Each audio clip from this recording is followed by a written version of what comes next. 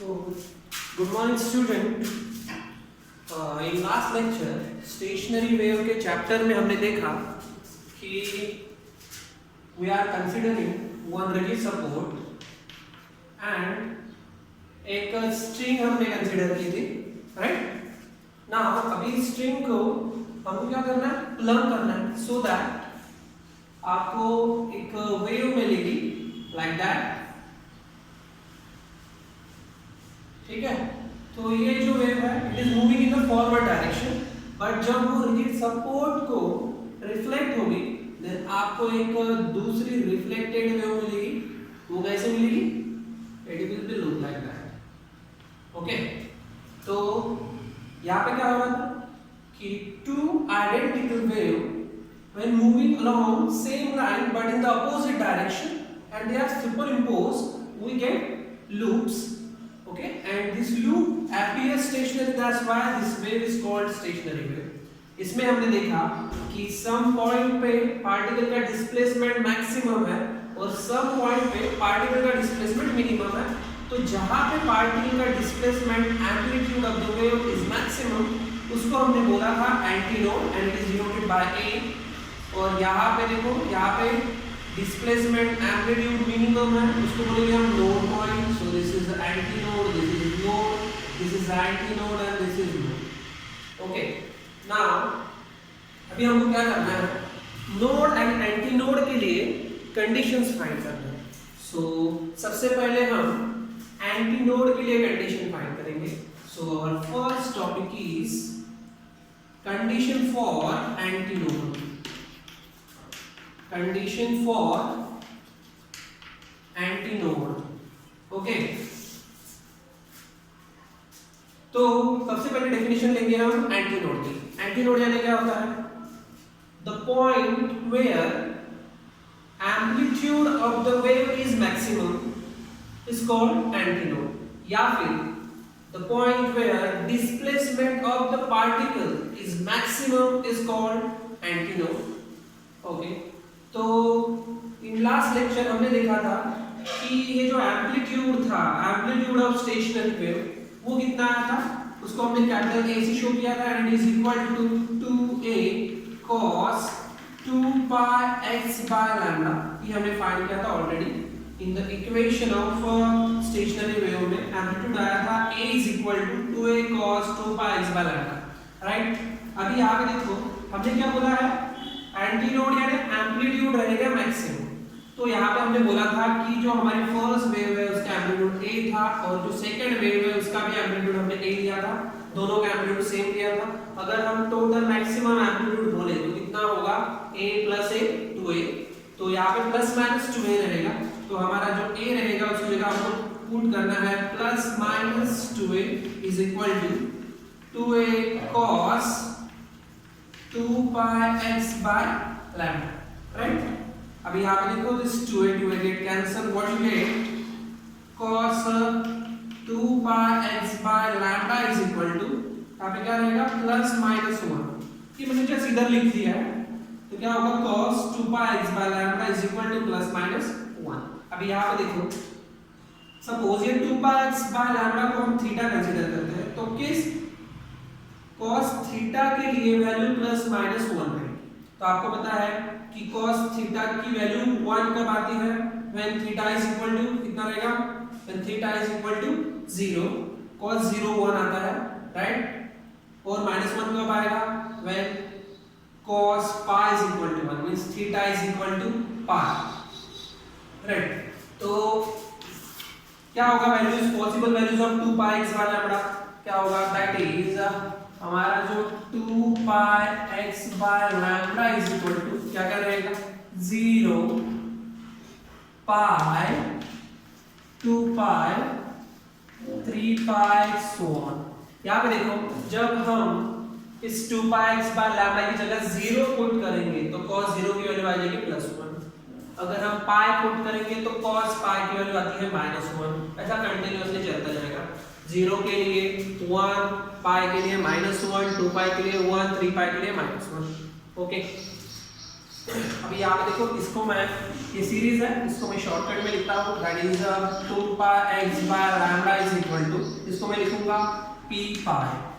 ये p क्या है? It is integral multiple of pi, ठीक है। और यहाँ पे देखो p की वैल्यू कहाँ से स्टार्ट हो रही है? 0 1 2 3 सो ऑन, वेयर जो हमारी p की वैल्यूज रहेगी वो कहाँ से स्टार्ट हो रही है? 0 1 2 3 सो ऑन, राइट। अब यहाँ से क्या करना है आपको? आपको यहाँ पे x की वैल्यू फाइंड करना है। तो x की वैल्यू फाइंड करो तो क्या होगा? x is equal to, actually ये पाई पाई गेट कैंसिल हो जाएगा, ये x इज इक्वल टू क्या हो जाएगा? ये लैम्डा इधर और 2 भी इधर, तो क्या होगा? p लैम्डा बाय 2, करेक्ट है।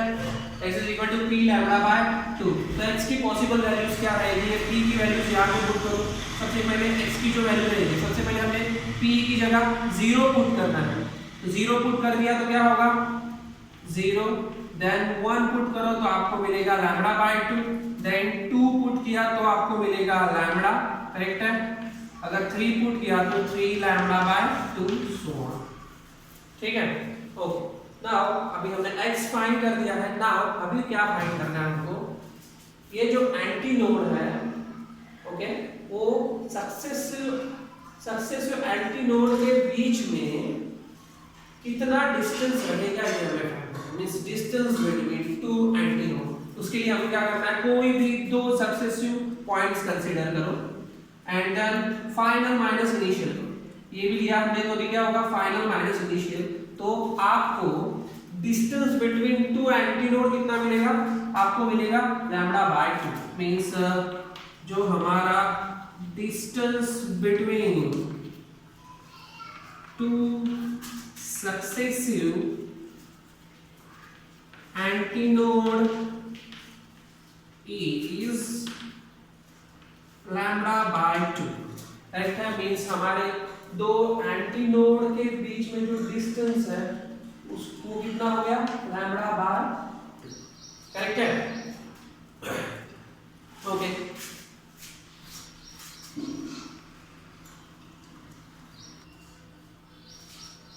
नाउ अभी हमने देखा एंटीनोड देखा था, उसमें डेफिनेशन क्या है? The point of the medium which vibrate with maximum amplitude is called antinode. Now condition for node हमें देखना है, तो नोड की डेफिनेशन क्या है? The point of the medium which vibrate with minimum amplitude such a point is called node. Okay, तो node point में हमारा जो एम्पलीट्यूड रहता है वो रहता है minimum. Okay, so for that क्या होगा? हमको कंडीशन फाइंड करना है। तो ये है हमारा स्टेशनरी वेव का amplitude, capital A is equal to 2a cos 2 pi h by lambda। For node जो हमारा एम्पलीट्यूड रहेगा वो मिनिमम यानी हमको 0 कंसीडर करना है। तो 0 इज इक्वल टू क्या होगा? 2a cos 2 pi h by lambda, correct है। ओके, नाउ यहाँ पे देखो सामने ये 2a इधर गया तभी भी 0 हो जाएगा। Means 0 is equal to cos 2 pi x by lambda। मैं इसको सीधा लिख लेता हूँ, cos 2 pi x by lambda is equal to 0, correct है। ओके, नाउ अभी हमको देखना है कि किस cos थीटा के लिए 0 होता है। ओके, तो 2 pi x by lambda means हम थीटा कंसीडर करेंगे। तो आपको पता है अगर हम cos पाई बाय 2 लें यानी 90, cos पाई बाय 2 कितना आता है? 0, right. But only pi by 2 के लिए 0 नहीं आता। सामने देखो क्या होगा, तो दैट इज ये 2 pi x की वैल्यू जो रहेगी पॉसिबल वैल्यूज, ओके, वो क्या रहेगी? सबसे पहले रहेगी pi by 2 that is 90, okay, साथ में आएगा फिर 3 पाई बाय 2, फिर 5 पाई बाय 2। यहाँ से हमको पता चल रहा है कि ये जो थीटा की वैल्यू है फॉर दैट 0 आता है। ओके, तो उसके लिए जो हमारी वैल्यूज रहेगी वो रहेगी odd multiple of pi by 2, means pi by 2, 3 pi by 2, 5 pi by 2। इसको हम शॉर्टकटली देखो कैसे लिखेंगे। तो 2 पाई x बाय लैम्डा हमको ऑड नंबर लिखना है। ऑड नंबर कैसे लिखेंगे? देखो 2p + 1, ये ऑड नंबर की सीरीज है, and multiply by pi by 2। Okay, ना अभी यहाँ पे देखो हमारा जो p है स्टार्ट हो रहा है 0 से, अगर हमने 0 पुट कर दिया तो क्या होगा, यहाँ पे 1 रहेगा, मींस ओनली π/2 मिलेगा हमको। फिर उसके बाद p की वैल्यू 1 पुट करना है, यू विल गेट 3π/2, फिर 2 पुट करना है, यू विल गेट 5π/2। ठीक है, तो वेयर जो हमारी p की वैल्यू रहेगी वो स्टार्ट होगी 0 1 2 3 सो राइट। यहाँ से आपको x फाइंड करना है, तो सबसे पहले this pi get cancel, then x अगर हमने फाइंड किया तो क्या होगा, ये 2p + 1 करेक्ट है, ये लैम्डा ऊपर चला जाएगा लैम्डा, और ये 2 इधर आ जाएगा, इस 2 के साथ मल्टीप्लाई होगा तो यू विल गेट 4 λ/4। ठीक है, तो possible values of x is equal to क्या होगा, x इज इक्वल टू सबसे पहले 0 पुट कर दो, you will get λ/4, then 2 put करो, क्या होगा, 2 पुट किया तो 4 + 1 5, सॉरी सबसे पहले 1 पुट करना है, 1 अगर पुट कर दिया तो क्या होगा 3 λ/4, देन 2 पुट करो, you will get 5 λ/4 so on, means odd multiple of λ/4 मिलते जाएगा ना। अभी क्या करना है हमको, दो नोड के बीच में का डिस्टेंस फाइंड करना है, तो कैसे फाइंड करेंगे, सिमिलरली पिछले बार जैसे हमने किया था, ये दो सक्सेसिव पॉइंट कंसीडर करना, फाइनल माइनस इनिशियल करना। तो अगर 3 λ/4 माइनस λ/4 अगर हमने किया तो 2 λ/4 मींस λ/2 आएगा। तो यहाँ पे भी हमें पता चला कि जो हमारा distance between two successive nodes is कितना है, λ/2। तो हमें पता चला कि दो एंटी नोड के बीच में का भी डिस्टेंस λ/2 होता है, और दो नोड के बीच में का भी डिस्टेंस λ/2 ही होता है। ओके, मींस हम ऐसा बोल सकते हैं कि antinode and nodes are equally spaced. फिर उसके बाद यहाँ पे देखो क्या होता है, हमें एंटी नोड और नोड के बीच में का डिस्टेंस अभी देखना है। तो एंटी नोड और नोड के बीच में का डिस्टेंस अगर हम देखें तो देखो कितना होता है, ये इतनी वेव यहाँ पे कंसीडर होती है। ठीक है, तो इतना डिस्टेंस कितना हुआ, λ/4, λ/4 means distance between adjacent node and antinode is λ/4. Okay,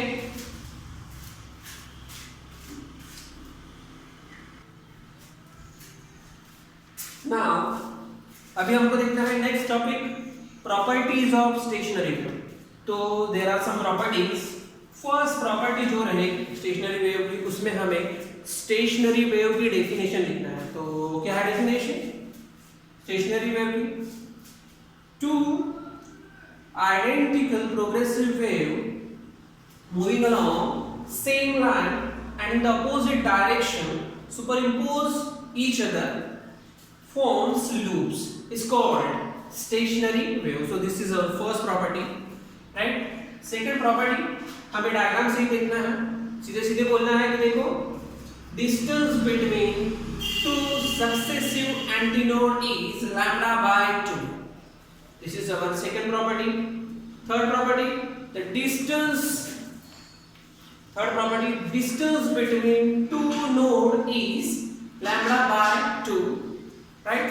And fourth जो property रहेगी वो क्या रहेगी हमारी, the distance between two adjacent node and antinode is λ/4, right? Now जो fifth वाली property रहेगी वो हमको बताना है कि ये जो हमारी स्टेशनरी वेव है, okay, it is doubly periodic phenomenon, means stationary wave is doubly periodic phenomenon. Doubly periodic phenomenon means that is periodic in space and periodic in time. तो आप क्या लिखोगे फिफ्थ पॉइंट में, stationary wave is doubly periodic phenomenon that is periodic in space and time. Okay, now जो हमें next वाली property लिखना है सिक्स्थ वाली, वो क्या रहेगी, देखो अगर हम कोई एक सिंगल लूप कंसीडर करेंगे तो यहाँ पे जो पार्टिकल के वाइब्रेशंस रहेंगे, ठीक है, they are in same phase, यानी सिक्स्थ वाली प्रॉपर्टी हमारी रहेगी, all the vibrations of the particle in the single loop are in phase. Okay, now seventh वाली प्रॉपर्टी, अगर हम सेवंथ वाली प्रॉपर्टी कंसीडर करें तो उसमें हमको दो एडिशन लूप कंसीडर करना है। तो इन दोनों एडिशन लूप के पार्टिकल्स के वाइब्रेशन अगर हम कंसीडर करें so they are out of phase, they are out of phase means seventh वाली प्रॉपर्टी क्या रहेगी, the vibrations of the particle in the two adjacent loop are out of phase, are out of phase. Now 8 वाली property हम consider करते हैं। यहां पे देखो क्या होता है कि कुछ पॉइंट पे हमारा जो पार्टिकल का डिस्प्लेसमेंट है वो मैक्सिमम है और कुछ पॉइंट पे हमारा डिस्प्लेसमेंट पार्टिकल का मिनिमम है। तो अगर हम प्रेशर डिफरेंस की बात करें, जहां पे एम्पलीट्यूड मैक्सिमम आता है वहां पे प्रेशर डिफरेंस जो रहता है वो मिनिमम रहता है। तो जहां पे डिस्प्लेसमेंट के लिए एंटीनोड अपीयर होगा वहां पे प्रेशर डिफरेंस के लिए नोड पॉइंट अपीयर होगा। Means we can say that the point where displacement of the particle is maximum at which pressure difference is minimum is called pressure node, is called pressure node। तो ये हमारा 8 वाला point हो गया। उसी में आपको दूसरा लिखना है while if the displacement of particle is minimum at some point, at this point the pressure difference is maximum, okay, and this point is called pressure antinode, right? So these are the properties of stationary wave जो आपको अपने books में लिखना है, ठीक है। And आपको कोई भी डाउट आता है तो आप कमेंट कर सकते हो and like my channel, subscribe